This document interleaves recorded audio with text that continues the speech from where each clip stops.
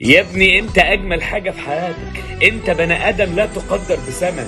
انت اقيم واحلى حاجة في الدنيا دي كلها. هتلاقي ناس حواليك بتشوفك كده، وفي ناس مش بتشوفك كده، وفي ناس مش بتشوفك اصلا. المهم ان انت تشوف نفسك كده، تشوف نفسك ان انت بني ادم جميل، ان انت قيمتك عالية، ان انت غالي قوي في عيون نفسك قدام الناس كلها ايا كان الناس دي ايه. هتلاقي حواليك دوائر مختلفة، دوائر مش شايفاك اصلا، ودوائر بتقلل منك، ودوائر هي شايفاك احسن حاجة في الدنيا. عشان كده اشتغل على نفسك.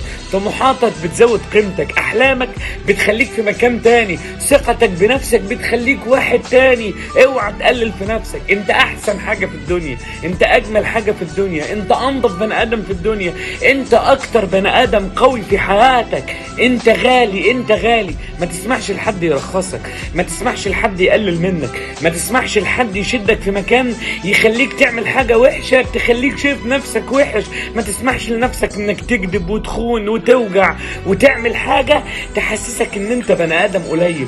كل شوية من جواك انت اغلى بني ادم في الدنيا، واحسن بني ادم في الدنيا، واقيم بني ادم في الدنيا. انت بني ادم لا تقدر بكل اموال العالم كلها، ويبقى عندك ايمان في ده.